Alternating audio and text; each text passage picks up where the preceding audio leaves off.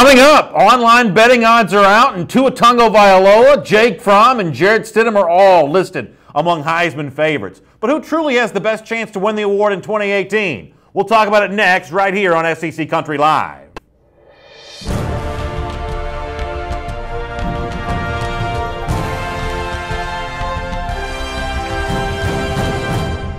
Hello everyone, welcome to SEC Country Live. My name is Brandon Adams. This is the former Alabama All-American Mike Johnson, and we are glad to have you with us today. We got a fun hour of SEC talk coming up here. A lot of interesting stuff, and we'll do today what we do from time to time, where we start the show with actually something that's relatively late breaking compared to our first and 10 list that we already had prepared. When I say late breaking, I mean that very loosely. Yeah. But Bovada has released some Heisman odds, and I know I like this stuff a lot more than you do sometimes, but I cannot get enough of early hot takes, betting odds, anything about projecting the 2018 season. I am here for all of that. I think it's important, too, to keep it in perspective, because every year it seems like we talk about it, and then you get to the end of the year, and almost never lines up with how you felt at the beginning. Yeah. So I think that's what makes it all the more fun to me, is to try to project and be a little bit different in terms of the way I think the season's going to go. Without a doubt. We'll probably look at a lot of these, other SEC guys that show up on these lists when they show up from time to time. But Brett McMurphy tweeted out from Bovada, one of the famous online sports books here, about their Heisman odds. The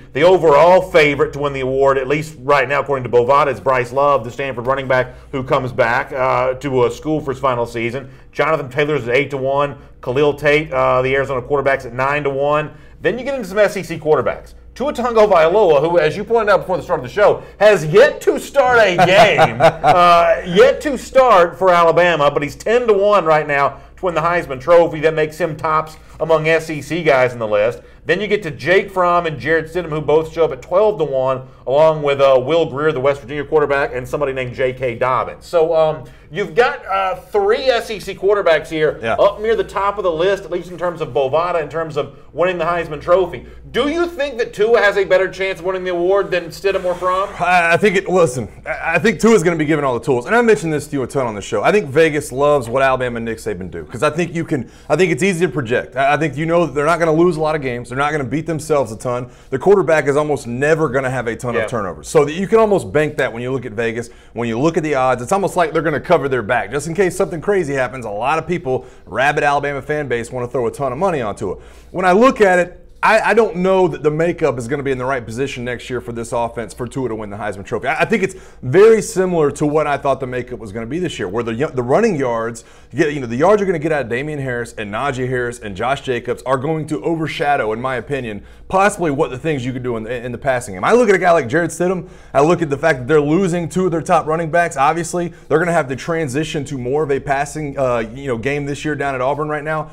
I love Jarrett Stidham in this conversation. So in the comment section, somebody's already kind of weighing in. It was Tyler Mann who says, hey, let's pump the brakes a little bit on Tua Tagovailoa. He's only played one half of one game. He's played a little bit more than that, but I understand the point here that the Heisman campaign is built on the second half performance against Georgia. And I kind of agree with your point here as well, that both Jake Fromm and Tua Tagovailoa, assuming Tua is the starting quarterback for Alabama, they're still going to be a part of programs that want to run the football a lot. Maybe Auburn transitions that way under Jarrett Stidham a little bit. But here's the weird thing. If you want to get serious about winning the Heisman, the truth is, and this is counterintuitive, but it's also true, returning quarterbacks almost never win this award. Yeah, it's very true. It's redshirt freshman Jameis Winston. It's Johnny Manziel as a redshirt freshman. It's guy who sort of emerges as a brand new starter. Returning players. Lamar Jackson's a new starter when he wins the award. Returning players don't win this award very much. Yeah, you think back to like the Andrew Lucks of the world, Deshaun Watson's of the world. How do those guys not win the award? It's not like they didn't splash on the scene early enough and really make their presence known in a big way. And I did. I looked at the numbers from last year at this point. Let me have some of these, please. I want to ask you, do you remember who was the favorite last year? It's very similar to the Sua situation where they showed up big in a bowl game last year. Do you remember who the favorite was at this point last season? 5-1 odds. He's a quarterback. 5-1 odds? A player from last season was 5-1 odds. When the opening odds came out, this player was 5-1 last year. He is a quarterback. I got to tell you, I don't think I remember. Sam Darnold. Was 5-1 because he won the Rose Bowl against. Remember the huge Rose Bowl? Makes a lot of sense. And it was the splash on the scene, right? Yeah, and so you look at it that way. Baker Mayfield was 7-1. Okay. Lamar Jackson was 8-1. Jalen Hurts? Jalen Hurts was 20-1 to win the award. And you also had Bo Scarborough at 20-1. Nick Chubb was 25-1. Probably had him around that time. Yeah. Jared Stidham was 50-1. Remember, he jumped up to 20-1 That's mid-summer, right. Yeah, and he got a lot of that going forward. So it is true. You have to kind of break on the scene, Johnny Manziel type, Jameis Winston type, and really try to capture the audience to win the award, in my opinion. Yeah. So in one respect, it's almost bad news for Alabama, Georgia, and Auburn. Their players would show up as prominently on this list because the truth is, Darnold probably had a disappointing season. At USC, to go from being a playoff contender to being, what it was by the end of the year, Pac-12 champions, I guess, but not a dazzling season. I mean, that's probably a little disappointing there in that respect. So, I mean, the odds are you might bet against both Stidham, Tua, and Fromm, and yet I'm not going to do that in really any of these three players. I think they're all three strong players. I don't know that I see a Heisman Trophy winner among the three, but at least in terms of Tua at Alabama, I think there's more of an opportunity to build around him, especially with a new offensive coordinator, that maybe you might give it credit for, because not only do I like Tua, but I also like that collection of wide receivers. Jerry Jeudy, Devontae Smith, who catches the game winner against Georgia, Henry Ruggs in that group as well. I mean, the opportunity to build around that passing game still exists for Alabama, even though you've got Damian Harris returning and Najee Harris, and you've got a really good collection of running backs. Alabama has an opportunity to build around its passing game. Listen, Jared Stidham would love to have the receiving core that Tua has at Alabama. No, I agree with you. And I think this is one of those points that comes up in my mind every now and then where you say, it's possible, but I'd have to see it. And the reason why is that there has never been a quarterback at Alabama that's won a Heisman Trophy. And it's not to say it can't happen, but it seems like every time Alabama is really valued on a national stage for one player like that, it seems to always be the running back. Trent Richardson or Eddie Lacy, obviously Mark Ingram, obviously Derrick Henry. It seems like those guys are valued a little more at Alabama for some reason. So if a quarterback at Alabama is going to win the Heisman Trophy, I'm just going to have to see it with my own eyes before I start throwing money at it back in January. Yeah, we'll talk more about this subject in the comment section here in SEC Country Live. We'll look forward to weighing in on your comments. Now, on kind of a similar subject, what we intended to start the show with before Bovada dropped its Heisman odds on us this afternoon was another list from CBS Sports. This is not official. You can't bet on this or anything like that, but in terms of us sort of paying attention to folks' opinion this time of year, it's interesting how this list from CBS differs so much from the online Heisman list, especially when it comes to SEC players. So CBS, Ben Kercheval, the writer, put out his list of top returning players in college football, not just for the SEC, but for the entire sport. And you see on your screen the SEC names on this list, but you don't see Tua Tagovailoa. You don't even see Jalen Hurts. You don't see Jared Stidham. You don't see Jake Fromm. Instead, the highest-rated SEC player on the list was A.J. Brown, the wide receiver from Ole Miss. You got Greedy Williams, the defensive back from LSU. Hajalti Fromm, the offensive lineman from Arkansas. And goodness knows that I butchered that name probably. I was going to ask you to say it again. I was like, please say that one more time. But notice how fast I say it. Yeah. If you sort of say it, Hajalti Fromm, I mean, you make it seem like you know what you're doing, but clearly I don't. Yeah. You also have C.C. Jefferson on that list for the Florida Gators, and Drew Lock, who only comes in at number 25 on the list. You can make a case that Lock should have been higher rated than he was. Is this asinine from CBS? Now, I will give you a little bit of a caveat here. Part of what CBS uses to sort of tabulate this, what Kercheval, the writer, uses here, is some of the Pro Football Focus numbers, which evaluates film maybe a little bit differently than the average fan does, I guess. And yet the list is still pretty strange. You don't see the quarterbacks we just mentioned. You have a bunch of other kind of dudes that, if I'm thinking about, hey, who am I most excited about? A.J. Brown from Ole Miss is just not the name that comes up on the list. I mean, what's wrong with this CBS list here? I don't think there's anything wrong with it. I think you have to look at the fact that there is a Froholt as an offensive lineman that is a very strong player, but you're not going to see him come up in Heisman odds. That's just the fact of it. I remember, listen, we talked about Deshaun Hand a ton at this time last year being in the Heisman conversation. Yeah. Boy, that conversation fell off in a hurry. So you look at where the positions are. Greedy Williams, in my opinion, is probably deserves to be the highest on this list. I think when you look at the year he had last year, I think as a redshirt freshman, he's a guy that, you look at, and how hard is it to get a lockdown corner in the SEC? Yeah. And so I look at a guy like Greedy Williams, and I think, man, his value's through the roof, but he's not going to show up on Heisman odds. He's not going to show up on Heisman ballots. Time out for 1 second. I 100% agree with you that defensive players should show up on Heisman Trophy lists more than they do. I 1,000% agree with you on that.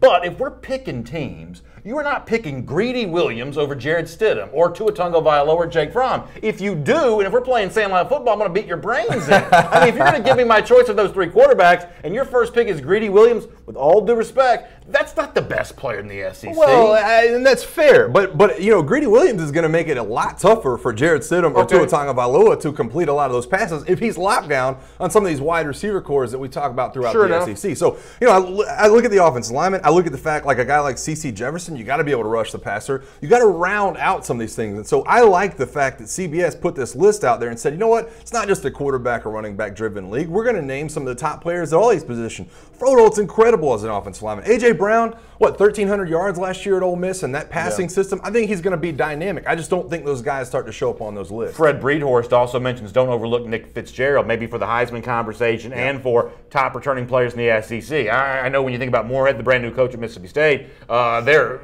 incredibly excited about the chance to build around Fitzgerald. Moorhead, who had done some terrific offensive things at Penn State, I think a lot of Mississippi State fans are curious to see what he can do with Nick Fitzgerald. Yeah, no, I think they should be excited about it. I think when you look at the talent that Moorhead obviously is getting back this next football season, the possibilities are endless for that Mississippi State football team. In a transition year, that they could really be dynamic at a couple of different places. Can Mississippi State win 10 games? I think some of those road games are going to be tough for them. I think you look at some of the teams they're going to be playing, I think they're going to have a lot of strong opponents. Jermaine Wales says Drew Lock at 25. Wow. I think what Jermaine's assumption is that Lock should be rated higher based on his stats and the winning streak that Missouri had gone on before it lost to Texas in the bowl game. But I'm only going to read into these stats so much. Once again, if we're playing Sandlot football, if we're making projections for 2018, I'm taking Stidham. I'm certainly taking Fromm. I'm taking Tua. I'm taking all 3 of those guys before I take Drew Lock, stats aside. Well, and it's about the system. I mean, Josh Heupel is no longer there. And you have a guy like Derek Dooley that's coming in as the offensive coordinator. I mean, what are you getting? What system are you running? Are you going to have a quarterback that tries to throw for 4,000 yards again, or is it going to be more run friendly? I love Drew Lock as a quarterback. I stated that last year before the season that I thought this had a chance to be the #1 offense in the league. And if it wasn't, it came close in terms of passing numbers. There's too many questions unknown to me about Derek Dooley and what you're going to get, aside from Josh Heupel leaving. Wolf Walden says, and I promise we're not going to talk about just this stuff. Well, we got more stuff coming up, but some of these comments are pretty interesting. Wolf Walden says, where is Damian Harris on that list? Senior running back, hello. That may be true. Damian may be a senior running back, and he certainly came back to Alabama giving a boost to that roster. I'm going to tell you right now, Damian Harris is not the best running back on Alabama's roster. It's Najee Harris. Najee Harris is Alabama's best running back. That's a fair assessment. You don't have to agree with me, but that's I don't. We've talked about this before. Damian Harris, to me, his lateral ability with his ability to accelerate and move forward, you saw a couple of those long runs. You didn't see from Damian Harris 2 years ago. You didn't see the long runs. He rips off a couple 75, 80-yarders this season. I think given really the spotlight, which he didn't have this year. I mean, less than 10 carries in most of the games they played, including that Iron Bowl that a lot of people looked at his carries. I think if he was a feature back, Damian Harris to me is rushing for 1,500 yards. I just don't know that he will be the feature back. Cliff Nelson says, BA, you can't still be on the Stidham bandwagon. Come on, man. Look, Cliff, here's the thing. I feel validated in what I said about Stidham back in the offseason. Stidham was a better quarterback than Jalen Hurts, which I had said, and the kind of quarterback that could lead Auburn to the SEC West. Now, I'm not the kind of see I told you so type of guy here, but my predictions on Stidham turned out to be true. Now, as far as Stidham returning for 2018, I think that if Tua is the starter for Alabama, what I like about Stidham is somewhat neutralized because Tua does a lot of those same things for Alabama. So all of a sudden now, Stidham isn't the outlier, plus he has to go to Bryant-Denny this year as opposed to getting that game at Jordan-Hare Stadium. But I'm still very high on Jared Stidham. I don't know that he wins the West for Auburn this year, but I think that Auburn's a top 10 football team, and I think they're a tough out all season long because of Stidham. Yeah, what's interesting for me with Jarrett Stidham is the things that I don't like about the Stidham situation are things that he can't control. I don't like what the offensive line's probably going to be in front of him. I don't like the way Gus Malzahn is going to use him in those situations. You're talking about a guy in Jarrett Stidham, he's not a dual-threat quarterback. Yes, he's above average athletically, but what Gus Malzahn asked him to do in a couple of those games this year, including UCF, including obviously the Clemson game, the LSU game, Stidham is running for his life. And you're telling me an offensive line that's going to lose 4 starters is going to be better this year? I don't see it. I think Jarrett Stidham's going to have to kind of get with Gus Malzahn and figure out what his role is going to be. Christavier Stoney Williams has a really good comment. He's a Georgia fan, I guess, and he says that DeAndre Baker, one of the best cornerbacks in the SEC. We may have to come up with a list. We may have to get like crowdsourcing on this. Give me a name from each team that people don't know as a household name yet, but will by the end of the season. The Georgia example of that for 2018 is DeAndre Baker. Georgia got a big boost when Baker decided to come back for his final season at Georgia. Not a big guy necessarily, but really did a good job at the cornerback position. There's got to be one of those guys for every team that this is going to be a big part of the story in 2018. Yeah. I agree with the commenter here. Baker is that guy for Georgia. Yeah, I completely agree. I think when you look at Alabama, it's a guy like Deontay Thompson. Or completely retooled secondary. He's the only guy with really any playing experience that's going to be playing this next year. Deontay Thompson, Shaheem Carter, one of those guys in the secondary, I think. And there's a guy like that for every team. Let's not get it wrong. There's a guy like that for every team. And you're right, maybe a little crowdsource for everybody to kind of fill us in on who they think that guy will be for their university. All right, we got to go. It's going to be 4 o'clock. We're not even out of number 2 yet. Let's see if we can pick up the pace here a little bit. Speaking of item number 2 here in SEC Country Live, thought this tweet from Dan Wolken was kind of interesting about, and this has been out there for a couple days. We just didn't have time to get to this yesterday. But Wolken hearing that Keller Chris, the one-time Stanford quarterback who's made his announcement to transfer for his 5th year of eligibility when he graduates, it's a graduate transfer, an immediately eligible type player here. And Wolken says, don't be surprised if Tennessee is a player here for Keller Chris. Now, I don't want to oversell Chris here because he lost his job to what I thought was a really good-looking young quarterback, the Costello kid out there at Stanford, who was from Georgia, who here in the South we know a little bit about. Costello's a good-looking quarterback. Chris was not having a great season before being replaced. But if a guy like this were to land at Tennessee, for me, this is another example of Jeremy Pruitt doing good things for the Vols. Not because Chris is a lock to be the starter. There's a chance he wouldn't be the starter. But Tennessee needs depth. It needs competition. Chris coming in to provide that for Garantano, I think, is a lift for the Vols here. Yeah, I think to me, when I look at this situation, the fact that Jeremy Pruitt's inviting a guy like this possibly to be a part of this team tells me a little bit about the direction that Jeremy Pruitt's thinking about going. I think when you take over at a program like this, a guy like Jeremy Pruitt has to decide, are we going to be, this spread it out, dual threat kind of offense, or are we going to have a pro-style set? And I think that if a guy like Keller Chris comes to Tennessee, you have to think that he's going to start this program over and hit the reset button much in the same way that Kirby Smart did under a Jacob Eason, where you have a pro-style passer and you start off with a very, very strong running game to try to kind of hit the reset button. Take some of the, the onus off the quarterback position and see if you can get things going on the ground. It's worked for Georgia. It obviously worked for Alabama. I wouldn't be surprised if Tennessee does the same thing. I think it's interesting to look past the name and look at the style of quarterback this guy could possibly That's a pretty interesting point that you're saying that Pruitt may be leaning that direction. I also think Pruitt's kind of from this Nick Saban, Kirby Smart,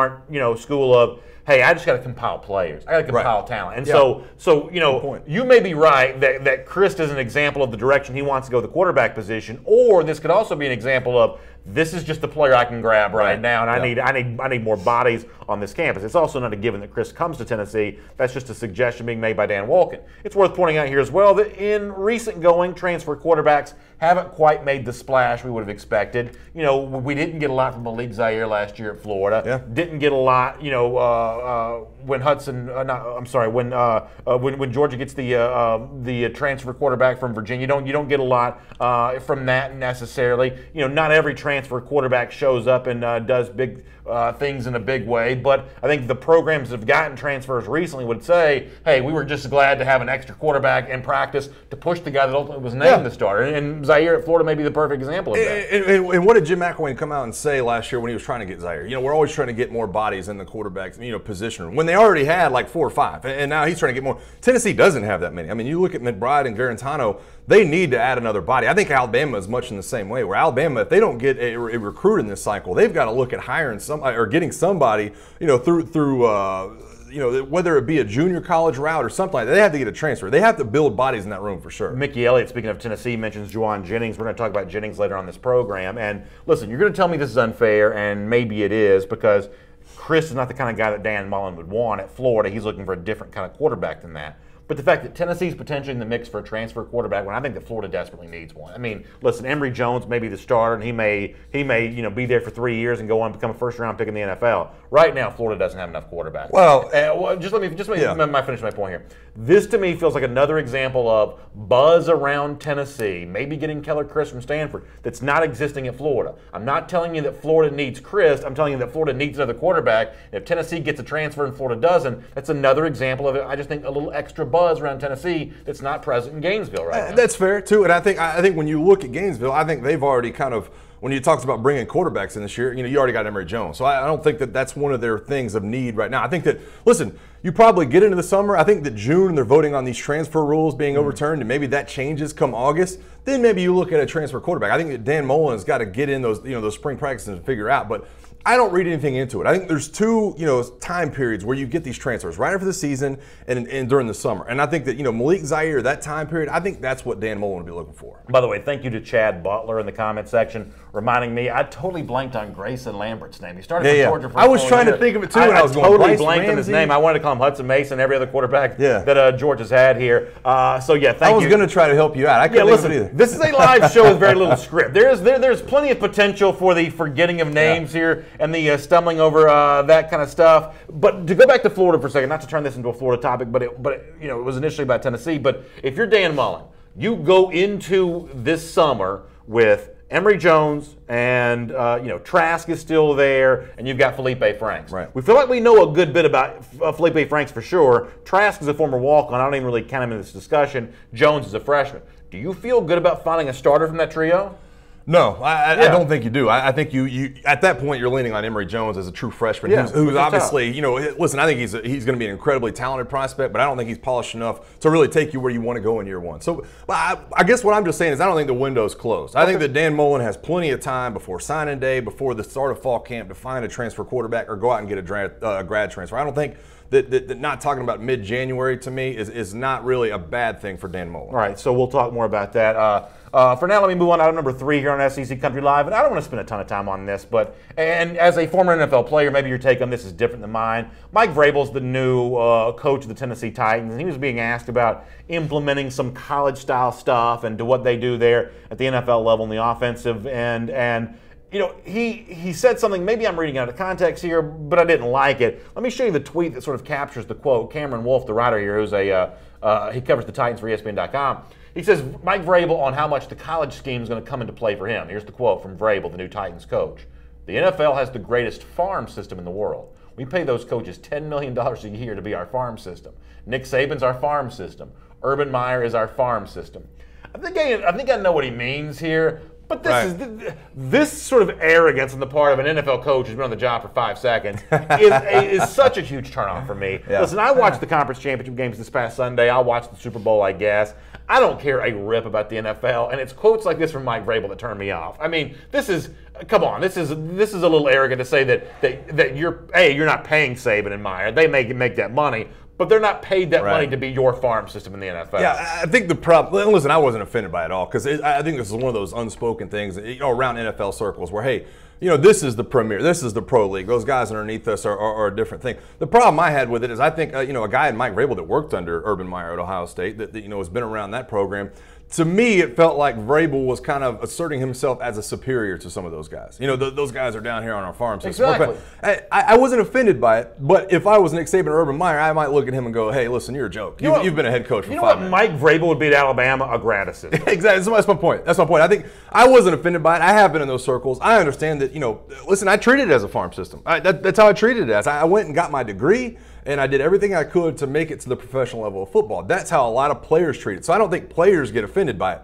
I think coaches should and probably do get offended by what Mike Vrabel said, though. I love these comments coming in. First of all, Logan Westerman agrees with me. Do you know how right I have to be to get Logan Westerman to agree with me? He's normally poking holes and picking at me all day long. Mickey Hand says the NFL is where coaches go when they're tired of working. That is so true as well. Meyer and Saban, I don't like Meyer. None of y'all do either. But, I mean, he's out working these NFL coaches. And for Vrabel to act like that somehow the brand of coaching that exists in the NFL, the truth is, innovation in football works its way from the bottom up, not from the top down. High school coaches get copied by college coaches, which gets copied in the NFL. Where do you think the read option stuff that you do see in the NFL now, that didn't start in the NFL. It started in high school, and it worked its way up to the pro league. So, I mean, let's call it right. I don't like the look either of a pro coach because, listen, and I'm not going to go too far into this because I still know a lot and am friends with a lot of the people that I was involved with the Falcons, but this guy represents a very erudite. No.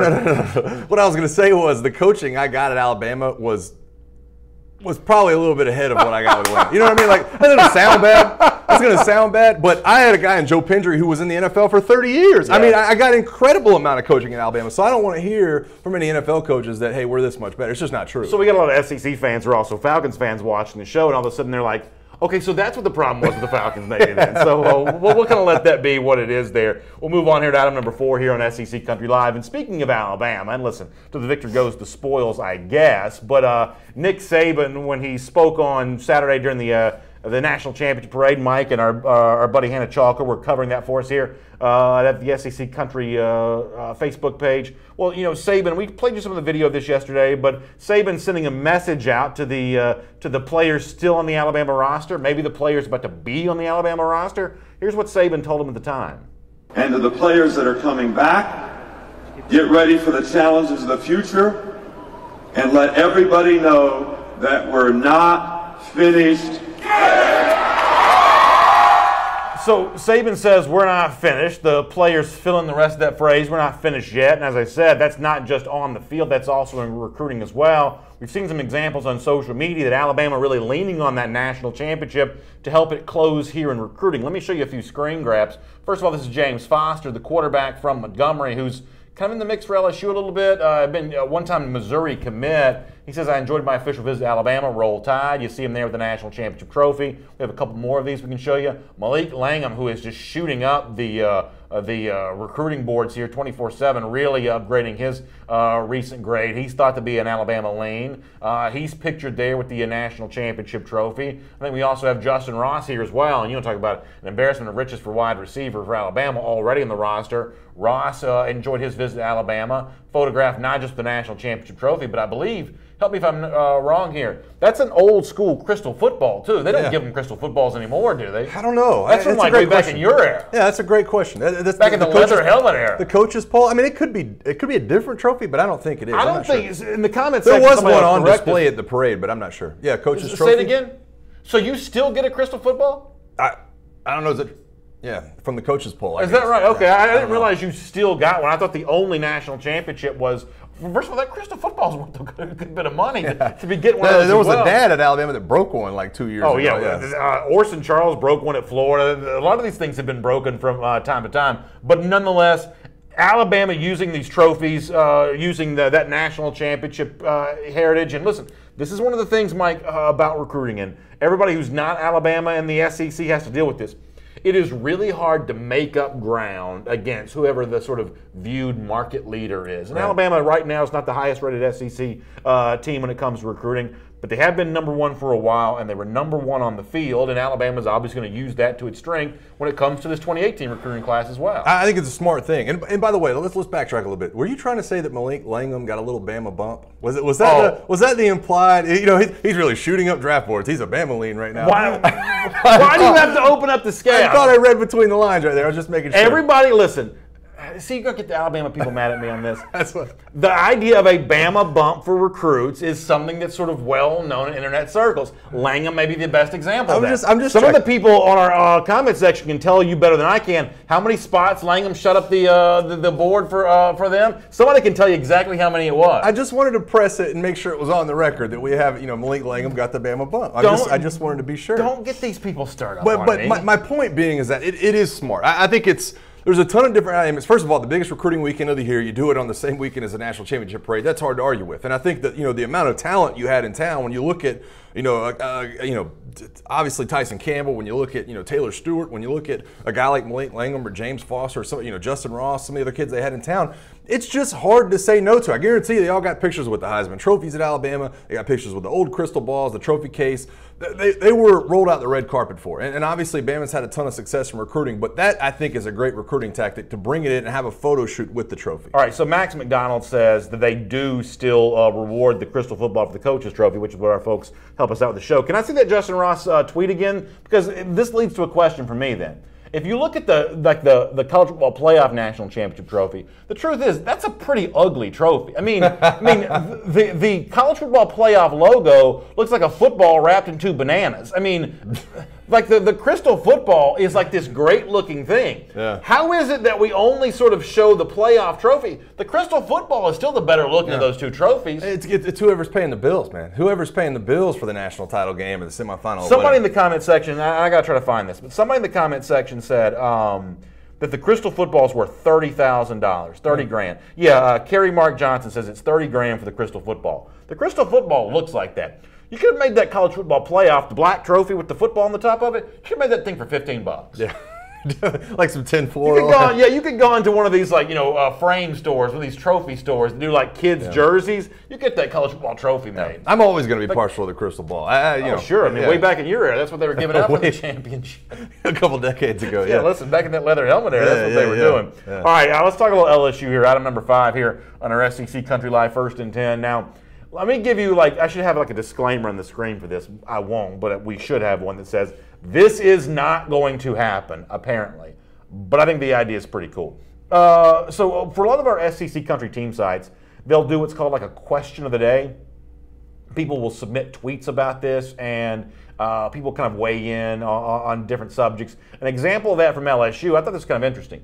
Bootsy Blue, which is sort of a great name, says, what are the chances Devin White gets a few carries at running back? Now, that question I found to be pretty interesting just on its own, but when you dig a little deeper, you find out kind of why it is interesting. Alex Hickey, who covers LSU for us for SECCountry.com, he kind of wrote an answer to this. I'm going to show you a quote here from Hickey. It's going to take me a couple seconds to read, but this is kind of worth it. He says, when you look at the official list for LSU's 2016 signing class, White was listed as a running back.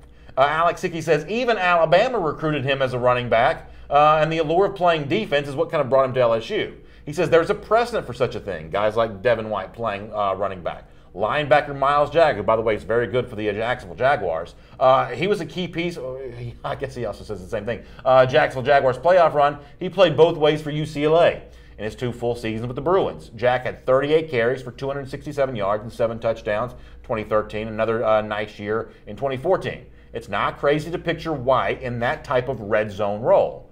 But Alex Hickey sort of throws a wet blanket on the entire discussion by saying, I still don't think we're going to see it. But how cool would that be? Now, I don't know. Maybe LSU fans say he's too valuable as a linebacker to be used as a running back. But the idea of White, who's a terrific athlete, is a two-way player, playing some running back, a guy that was recruited that way, was a running back in high school, that's kind of an interesting thing to think about. There's definitely an interesting dynamic to it. I think that it has to be a very, very polished role. I think it has to be very defined, and obviously he mentions the red zone role as being the deal. And when you look at Miles Jack's numbers in this role at UCLA, 38 carries, 7 touchdowns. That's exactly what he was. He was a red zone running back, and he had some breakaway speed too. I mean, he ripped off some long gainers as well. I love Devin White as a linebacker. So to me, you be careful about what you're doing with Devin White in any role other than linebacker, because at linebacker, he's invaluable right now. When you talk about Dave Aranda's defense, returning roles, when you talk about returning starters, Devin White's at the top of the heap. So be careful with where you draw his attention otherwise. I think he's better off trying to be framed as a leader than as a third-string red zone running back. I think that he should focus on what he's doing defensively. Now, I don't want to take it out of his hands and say it's impossible. I think if it's a well-defined role, yes, please use him in that role. You only have 2 other running backs you feel good about. But, I think you have to be careful with drawing his attention away from things. Shannon Burgess says he's way too valuable on the defensive side of the ball, and which is basically what you just said as well. I guess ultimately I kind of agree with y'all that this is more like a Fantasyland conversation than a real thing, but it's just sort of interesting to think that a guy like that could potentially succeed in both roles. And, Steve Weaver says LSU must have a depth problem if they're even asking about that, LOL. The truth is, LSU probably does have a little bit of a depth problem. I'm not telling you that Devin White solves that, but that is the motivation for the question, is that there is no Leonard Fournette, no Darius Geis obviously waiting the wings. Now, what's the kid's name? Is it Edward Hilaire, whatever the kid? So LSU fans are going to say they think he's going to be really good. But the truth is, that's not an obvious point right now. No, it's not an obvious point at all. And I think you were really high on Clyde Edwards-Hilaire going into the year last year, and you felt good about it. And then you figure out obviously he's a freshman, and Nick Brissett, and obviously some of the things that Darius Geis and the other running backs there were doing kind of took the spotlight off them. But I think by putting Devin White at all in that role, I think you hinder some of the things the other guys can do. Allow them to grow into those roles. Make them better in the long run at some of the things. Don't just put a Band-Aid on it by saying we're going to give Devin White 3 carries. See, here's the thing. It's like, you're a former player, so you're obviously taking this very seriously. I'm just thinking it's fun. It just be fun. It's be fun to put Devin White out there. Right, and then that's fair. I think it's fair. I think it would be fun. Yeah. But I think it's a dumb idea. I think I think it's also probably a dumb idea too. But I'll tell you where this partially comes from for me as well. Is at Georgia, and obviously folks know my affinity for Georgia. Roquan Smith just won the Butkus Award. Supposedly back in high school, and this is one of those things where you love to see these elite players play high school football, because supposedly Roquan had games. I'm sure Devin White had the same kind of games where he's rushing for 200 yards, and he's getting 30 tackles, and he's sort of doing it on both sides of the ball. I mean, that's where you really have to go to see some of this kind of stuff. You have to go down to the high school level to really see these guys really shining on both sides of the ball. And I think the reason the seriousness you hear out of my voice is most of the time, you can point to Miles Jack. Yeah, it worked out really good. He's in the NFL, first round draft pick of the Jags or whatever, second, third round. This almost never works, though. This almost never works for a guy to play two ways. So I've seen guys bounce around from wide receiver to DB to running back, trying to do different things at different times. Almost never pans out well, and you almost never hear of them because it never works out. Listen to Rick Webb giving me a compliment. He says, "You've been right before, but you've never been so right as you are about the cheap tin-looking national championship trophy. The crystal football is classy. The new trophy looks ripped off of a tin-roof barn." Who would have thought that the one sort of rallying point for today's show would be how ugly the national championship trophy looked and how much cooler the crystal football looked? Seems he struck a nerve in there. And by the way, Steve Weaver. So you think I don't notice this because I'm in the middle of doing another topic. I saw your snide remark to me about, hey, you should go buy one of those for Georgia. Listen, if I could go buy one for Georgia, I would. Yeah. Be careful, man. Y'all don't get BA riled up today. No, I'm in a good mood. You can't. He's just now, he's getting back to normal after a couple of weeks. Y'all don't get him started again. You got to realize something. That game again. I mean, listen, we can be serious here for a second. That game between Georgia and Alabama was tough to take. Oh, I'm sure. Tough to take because. And strangely enough, watching the Patriots and the Jaguars on Saturday, on Sunday, sort of reopen some of those wounds a little bit because you saw New England kind of in the role that Alabama sort of felt like it was in the national championship game. Yeah. Luckily, I still think Georgia's going to be back. Yeah. Well, I do too. And listen, 2 overtime games in the playoffs against Oklahoma and Alabama. I think that's a good signal. You hear him patting me on the head right now. Everything's going to be fine. But yeah, so Steve Weaver, thank you for taking a shot at me. All right, let me move on to item number 6 here. And, to kind of go back to recruiting here for a moment, I think there's some interesting developments out there in the recruiting world. First of all, Tennessee's already won a big battle, getting J.J. Peterson, an outside linebacker pass rusher from down in Colquitt County, one of the powers in the state of Georgia, down there in the southwest corner of the state. By the way, a program that has a 100-yard indoor practice facility. To give you an idea, I mean, they've got an indoor facility that a lot of ACC schools couldn't even dream of having. But J.J. Peterson was a great player for them. Thought to be an Alabama lean for a while. Commits to Tennessee, committing to Jeremy Pruitt without ever even visiting Knoxville. So the Vols already getting a big win. Some thought is they may also have an in on another Alabama guy. This time an Alabama commit, the linebacker Quay Walker. Now Walker was on campus for Alabama this weekend, but maybe a bit of a telling quote here, both in terms of his initial trepidation and ultimately the fact that Alabama does pretty well with him. The quote from Walker is, "I actually told JJ," that's J.J. Peterson we were just talking, "that it didn't feel right at first when he showed up at Alabama this weekend, but he said things went well after meeting with the new coaches." Now, what he means by at first is the fact that Jeremy Pruitt's not there. So at first, he's like, hey, it doesn't quite feel right here. Then he settles in. He has a great visit. But I am going to put a little bit of emphasis on it didn't feel right at first. It just goes to show you that Quay Walker felt like he had a bond with Jeremy Pruitt, and now Pruitt not being in Tuscaloosa, being in Knoxville, that feels like the kind of bond that the Vols could once again exploit, much the same way they did for J.J. Peterson, who felt very much the same way. I will say this much. When I look at Quay Walker, first of all, I don't know where he's going to go, but I think the odds that he goes somewhere other than Alabama are greater than the odds that he goes to Alabama. I do too. I think it's 60% he goes to either Georgia or Tennessee, and I think it's like 40 he goes to Alabama. Yeah. And it's all about relationships with a guy like Quay Walker. And I think you look at the situation, and it's not just like Bama's just got one coach that they're having to replace or two coaches. You got a guy like Jeff Banks. You got a guy like Carl Scott that's coming in there. Obviously, Pete Golding is another guy. Tosh Lapoy is kind of getting boosted up. They're dealing with basically an entire new defensive staff. It's not like, and I understand what Quay Walker's saying. You show up on campus, you shake hands with Nick Saban, who's not a chatty person. It's not like you can sit there and talk to him and catch up on old times. And then who do you talk to after that? You have to build relationships back again on a Friday night. So you get on campus, and it takes you a while to adjust. I think that's what Quay Walker was talking about when he talked to J.J. Peterson. So you say that there's a better chance that Walker, who is a public Alabama commit, better chance he goes somewhere else besides Alabama than the Crimson Tide. But here's where things I think get interesting from a Tennessee perspective, because Jeff Sintel, who covers Georgia recruiting for DogNation.com, he was on my show, Dog Nation Daily, a few days ago, and he said, given the fact that Georgia right now has only got a few spots left, obviously it'd like to get Quay Walker as well, but the truth is that Georgia may at some point in time decide to move away from Quay Walker to kind of fill in its remaining spots with a few known commodities. Let me let you hear Jeff Sintel from Dog Nation talking about Quay Walker from the Georgia perspective here for a moment. There's a danger here for me, whereas Georgia might just say, okay, we got 5, 6 quality guys that we have high on our board. There's only going to be a point where we're going to wait so long, where Georgia will wait so long for, I guess a very conflicted, very drama-filled, not so much public drama, because Quay Walker's not getting a lot of interviews right now, but that just seems like another complicated recruitment coming out of Crisp County.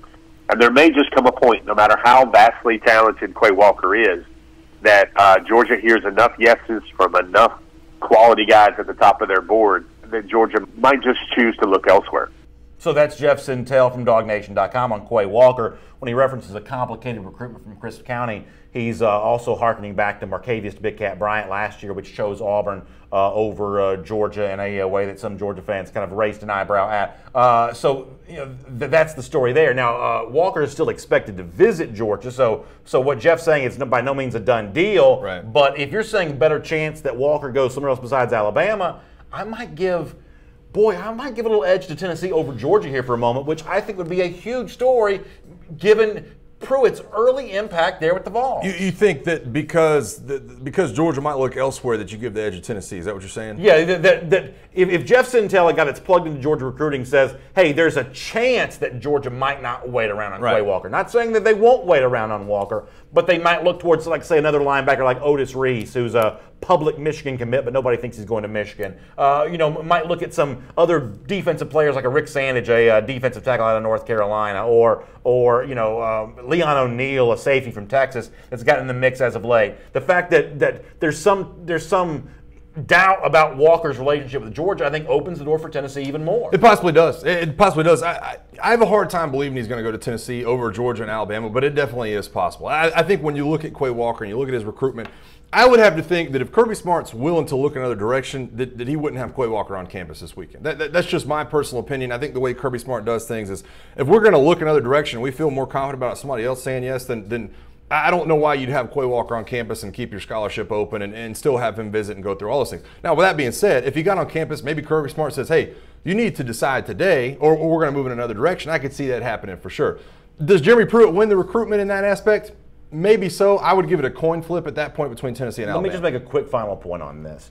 What makes me respect Tennessee in this discussion, really every recruiting discussion we're going to have going forward, is I would have told you there was no chance that Tennessee was going to beat out Alabama for J.J. Peterson because he had not visited that school. Yet the relationship that Peterson had with Pruitt was strong enough that he chose the school without visiting the school. That lets me believe, or leads me to believe, that Tennessee's a factor for any recruit there that they're mentioned with right now. Yeah, I agree. I think that's a positive sign in that direction. I think that J.J. Peterson's a little bit different than most recruits you're going to see. The fact that he's with Rush Probst, his high school coach, obviously a huge relationship with what Jeremy Pruitt's doing. The fact that he's already got basically a wife and kid, I think that's been publicized as well. So you want somebody in your corner that you know and trust. I think he's just different than most people. Now, if Quay Walker's flipping to Tennessee, then all of a sudden you're opening eyes if you're Jeremy Pruitt. Yeah, I think you're hoping for a good class, but you're settling for mediocre.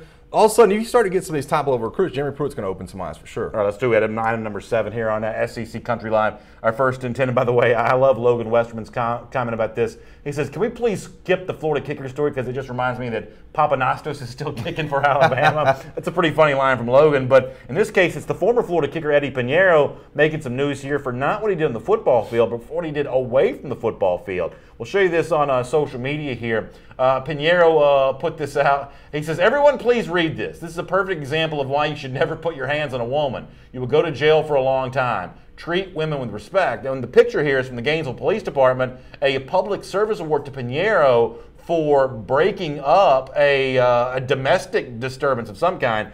He stepped in and saved a woman who was in some physical harm here, and a good job by Pinheiro on that. I guess honored by the Gainesville Police Department. Yeah, I think it's awesome. I think it's cool too. If you read the bottom of that, it tells the story of exactly what happened, how he got involved. And he was actually sleeping at the time and heard it outside his window. So bravo and congrats to him for stepping up in a situation like that. I don't think there's any other way to spin that. Obviously, we're going to analyze the situation. It's just awesome that it's been a good deed and it's been recognized. Have you ever done that? Have you ever have you stepped in? I got to be honest with you. I'm one of those guys that just errs on the side of caution a lot of times. I'm like, if she's not in imminent danger, I don't want to go close to anybody that's been drinking or doing anything like that. But in his situation, obviously, like he explains it, you'd had to step in. Yeah, listen, I would like. See, we're very different people in that if you stepped in, you have a good chance of winning the altercation. The truth is, if I step in, I'm just going to get beat up too. Right. I mean, I'd like to think I'd be the kind of guy that could sort of step in and be the hero there.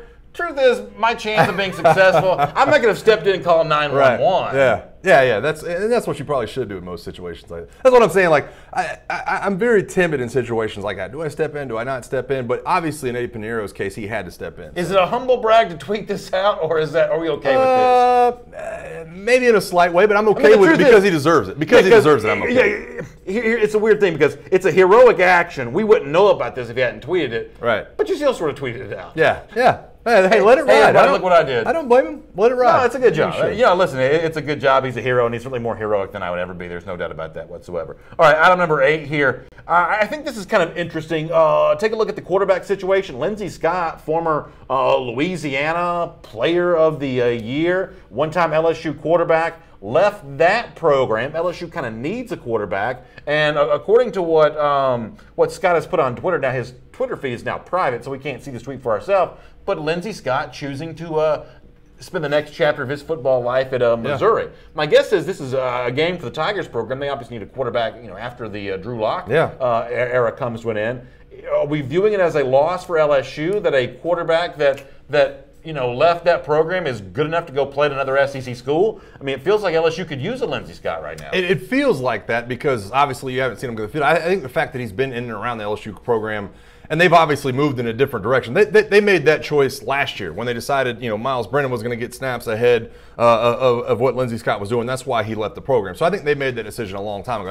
I don't feel like LSU fans view it as a loss. Well, that's not what Esteban Estevez says. He says huge loss. Well, exclamation mark, exclamation mark, exclamation mark, I just think that if Ed Orgeron really valued him that much and thought he had the ability to lead that team, he wouldn't have made the decision to play Miles Brennan and to get him all those snaps as soon as he arrived on campus last year. But the problem with what you're saying is the guy that was in Ed Orgeron's ear about that is like coaching for like Wisconsin or something now. I mean, it's Matt Canada, the 1-year wonder of LSU offensive coordinator. Yeah. Maybe he was the guy that didn't like Lindsey Scott. Yeah. And now Canada's who knows what. Now, I will say this much: I did go in there and try to find Lindsey Scott's numbers from JUCO last year. It's 65%, 29 touchdowns, 11 interceptions. So he did really well in his year. Wait, give me the numbers one more time. It was 29 touchdowns, 11 interceptions, 65%. Was he at Last Chance? He was that where he went? Yeah, he was at East Mississippi Community College. Give me those numbers one more time because I wasn't listening. It says 65% passer. I don't know how many yards. There's no telling how many 65%. I know. 29 touchdowns, 11 interceptions. Lord LSU, y'all should have this guy back, man. That's not a good situation. Listen, I'm not trying to rub it in anybody's face. I'm not trying to rub salt in the wound. That sounds like a player LSU needs. It sounds this like kid was the player of the year in the state. But it's like you would normally say. That's at East Mississippi Community College. You know what I'm saying? Like that. Who knows how that translates? And listen, his numbers were great at a high school. So you could read his high school numbers and say they should have had him back. I don't know that it's a huge loss in my opinion. I want to wait and see what happens at Chad Clark brings up a good point. Now, what's Derek Dooley going to do with Lindsey Scott? We still don't know about that. No idea. Let me also give a shout out in the comment section. We talked about Greedy Williams 50 minutes ago. Yeah. People are still arguing about him in the comment section. Michael Clyburn weighing in on, Trey Dukes, and been going back and forth on this all day long. Who's he arguing with? Cliff? Cliff Nelson. Stirring the pot. They are still arguing about Greedy Williams. That was 45 minutes ago. Cliff cracks me up so bad, too, because, we're talking about the crystal football, and Cliff's like, you guess who's got 2 crystal footballs? LSU's got 2 crystal. Just let it dig. Cliff Nelson says Lindsey Scott's 5'9". Does that bother you? Yeah. I mean, I could see. Listen, I could see. Well, right now your quarterback 0 feet 0 inches. Well, you don't have one. The reason I think this could be a good matchup is I could see Derek Dooley trying to do the things with Lindsey Scott that they did with Dak Prescott in Dallas. I think that if that's what he's trying to mold it as, and that's why they got him on campus, then I think it's a good marriage. All right, let me do item number 9 here. SEC Country Line, 1st and 10. I got a problem with this.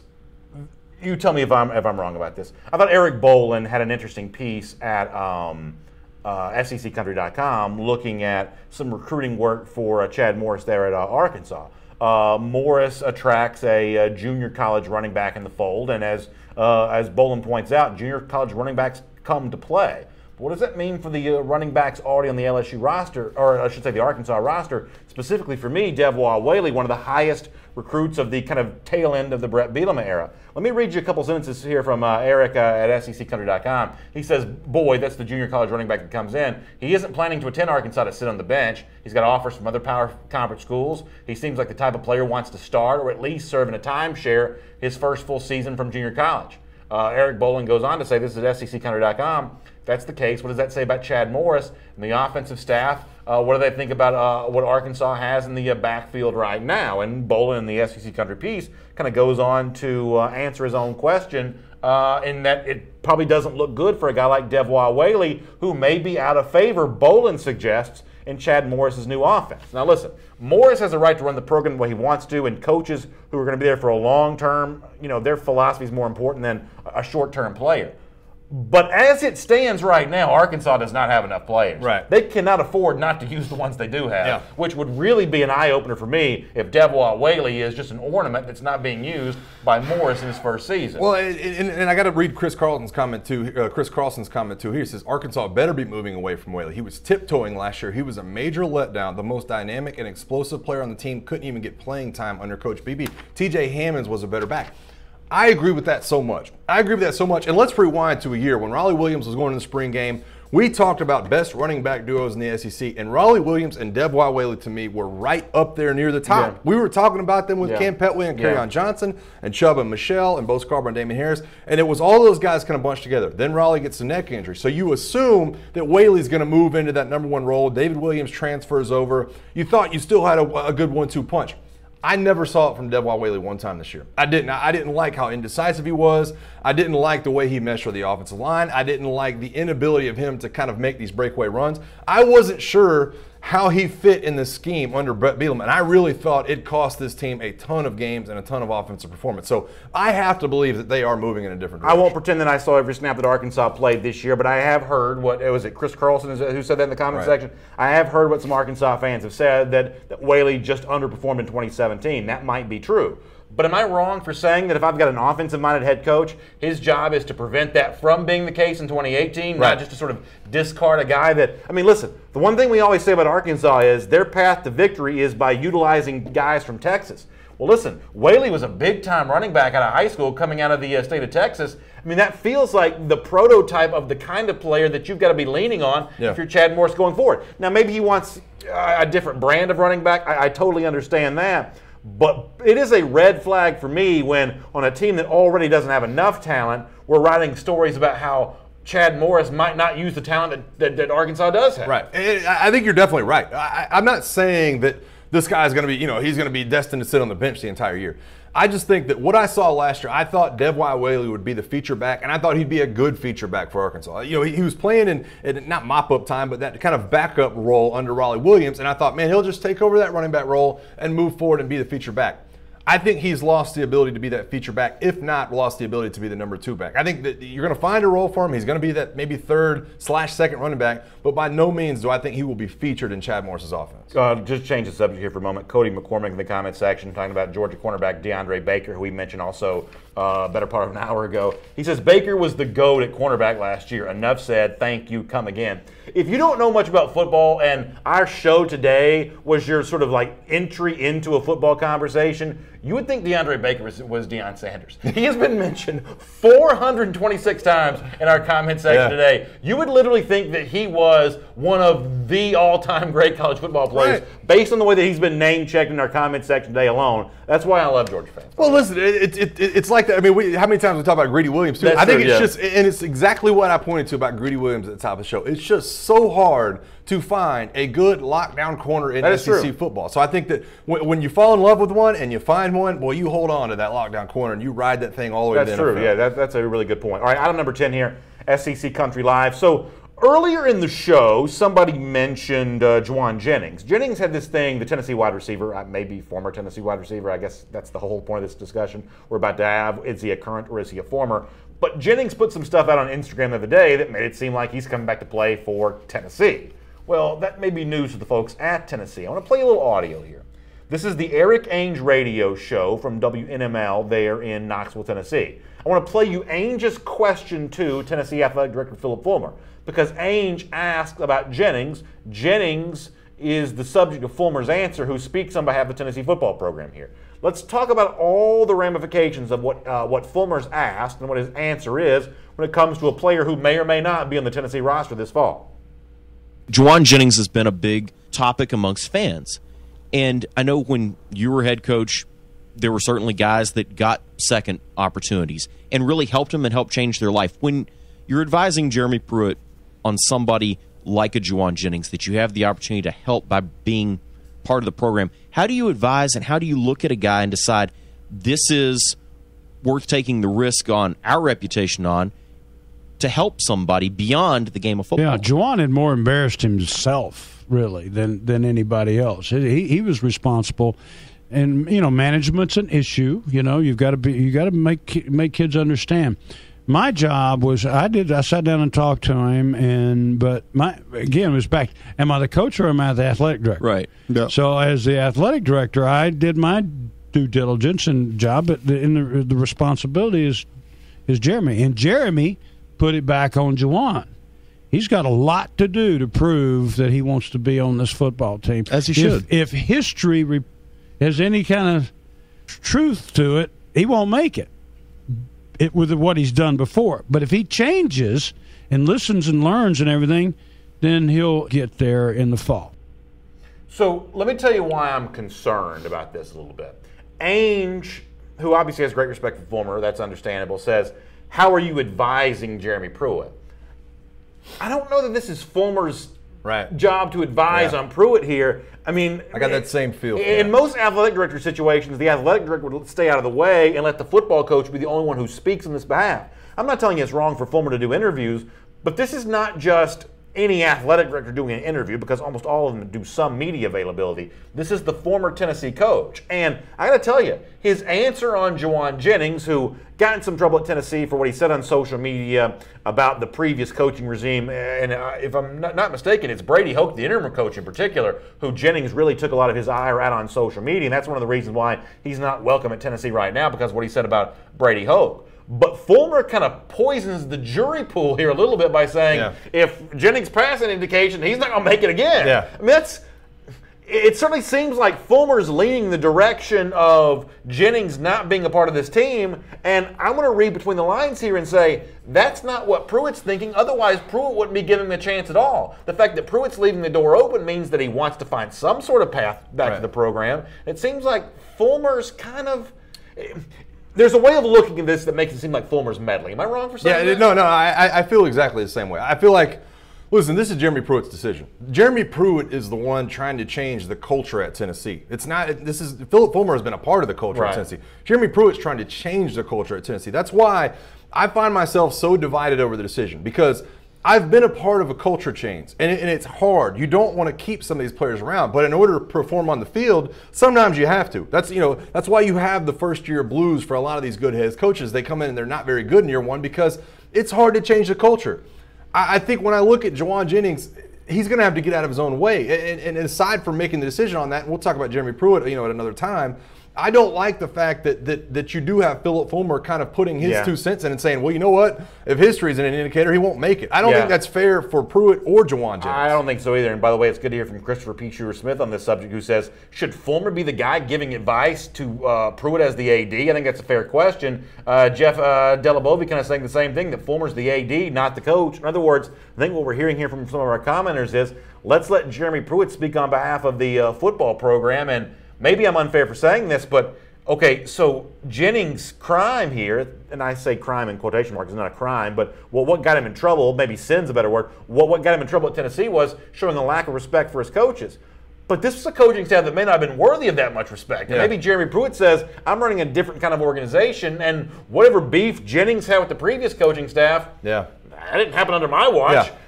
I think that Philip Fulmer should give Jeremy Pruitt some leeway to let him make this decision the way that he wants to. Yeah, and it's tough too, because I think Jeremy Pruitt's got to be very careful in the locker room that, you had a guy in Jauan Jennings that essentially not quit on you, but he was not invited to be around the team, and then all of a sudden he's trying to make his way back and in good graces. You got to be careful with the guys that were doing all the right things last year, that you're not saying, okay, everybody gets a second chance now.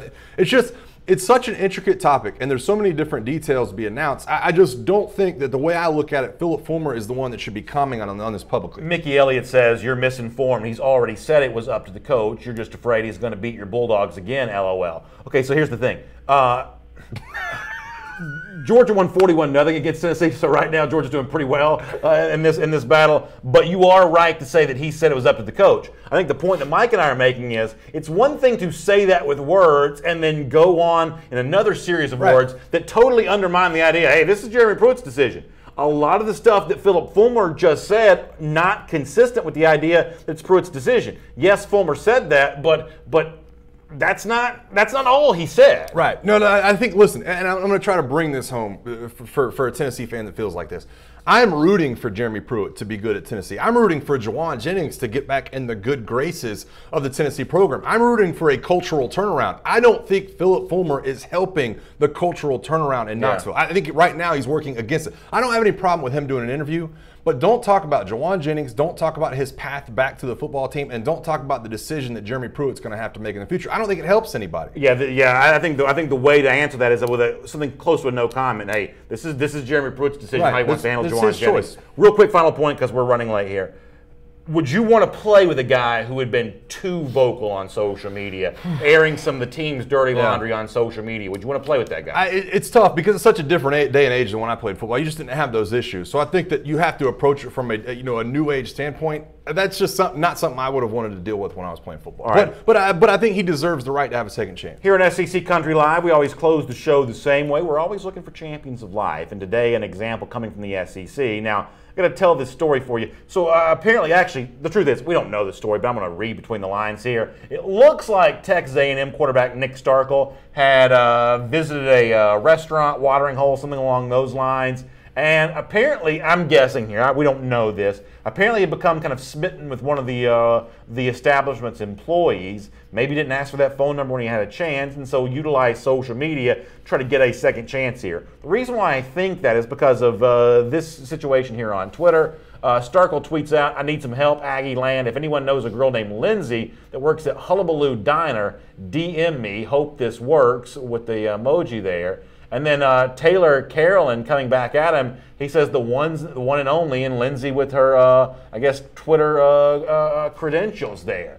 Am I reading this right, that Starkel wanted to have a little second chance to get to know Lindsay, and Twitter came through for him on this? I love this, man. I got to be honest, I love this. And there was a Missouri State student that did this last week, too, where he swiped the wrong way on Tinder, and he was like, oh, my God, I messed up. So he literally sends I've had $1 for every time I swipe the wrong way on Tinder. I want to say her name was like Audrey, and he sent an email to every Audrey on campus at Missouri State to see if he could find the right one. And so I think this is kind of an ad on that direction. Which in 1941 would be a difficult thing to do. 2017, maybe not quite as many You would have lost. I just think, listen, you miss 100% of the shots you don't take. If she's into him, I love it. This is the quarterback at Texas A&M. Yeah, he carries some social media power. Fitzgerald the other day with Miss South Carolina. Yeah. I feel feel like if you're Nick Starkel, like I want to know, could a regular person do this? Because Chris Kirshner actually asked this question on Twitter. It's a really good question. Could a civilian like have one of these sort of like romantic comedy meet cutes of, hey, I met this girl named Lindsay. Can you help me find her? Yeah. I think definitely. I'm telling you, this is not the quarterback thing. I think this makes him less of a quarterback and more of just in every person. Well, it makes me feel more like he's an offensive lineman. The SEC Country Story on this says that Starkel's now following Lindsay, so I'm sure the two are. Well, that's when it really heats up. Sliding into DMs left and right. So hope they're happy, and we'll look forward to seeing you 3 p.m. Eastern time tomorrow. In the meantime, share the show with your friends on Facebook. Let them know we're talking about the SEC here on the program each and every day. And if you missed a portion of today's show, you can hear the audio version. We have a podcast up for you. iTunes immediately after the show, also on SoundCloud as well. We'll see you tomorrow at 3 p.m. Y'all have a great day.